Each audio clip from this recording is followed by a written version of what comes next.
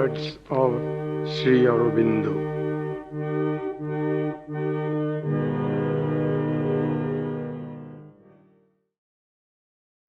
The purpose of Avatarhood.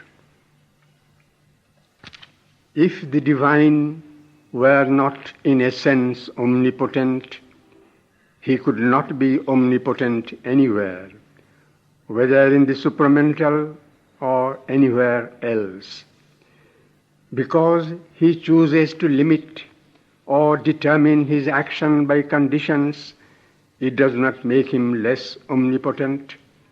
His self-limitation is itself an act of omnipotence.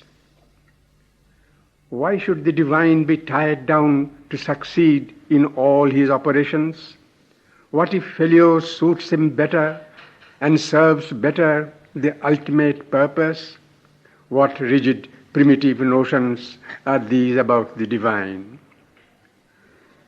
Certain conditions have been established for the game, and so long as those conditions remain unchanged, certain things are not done, so we say they are impossible, can't be done.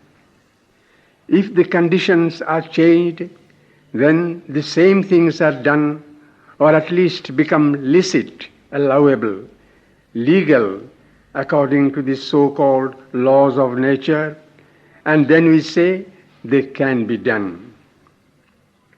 The divine also acts according to the conditions of the game.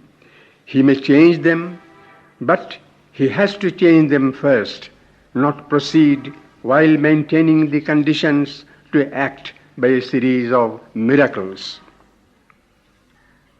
If the avatars are shams, they have no value for others, nor any true effect.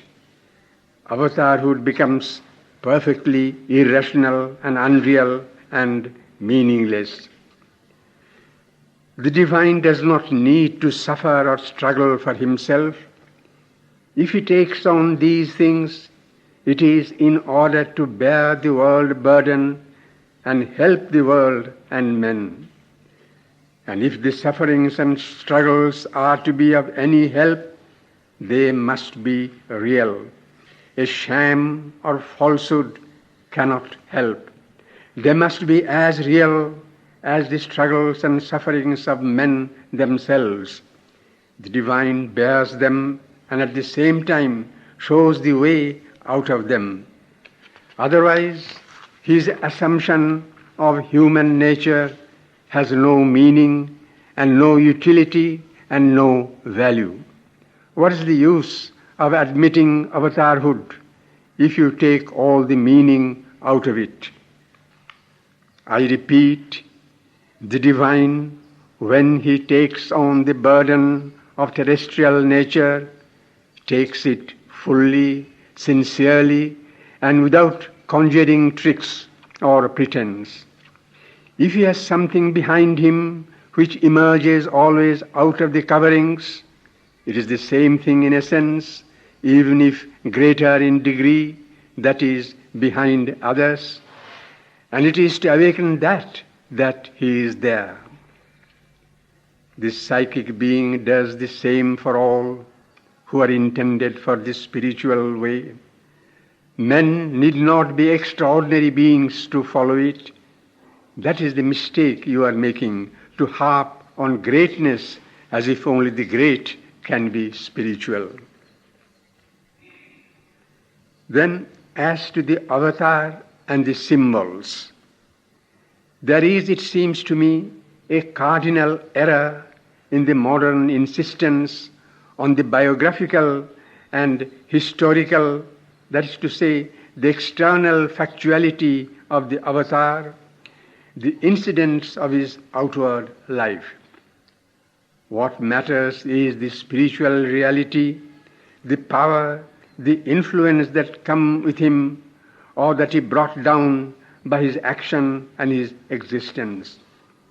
First of all, what matters in a spiritual life is not what he did or what he was outside to the view of the man of his time. That is what historicity or biography comes to, does it not? But what he was and did within, it is only that gives any value to his outer life at all. It is the inner life that gives to the outer any power it may have, and the inner life of a spiritual man is something vast and full, and at least in the great figures so crowded and teeming with significant things that no biographer or historian could ever hope to seize it all or tell it. Whatever is significant in the outward life is so because it is symbolical of what has been realized within himself. And one may go on and say that the inner life also is only significant as an expression, a living representation of the movement of the divinity behind it. To the physical mind, only words and facts and acts of a man matter. To the inner mind, it is the spiritual happening in him that matter. The avatar, the guru have no meaning if they do not stand for the eternal. It is that makes them what they are for the worshipper and the disciple.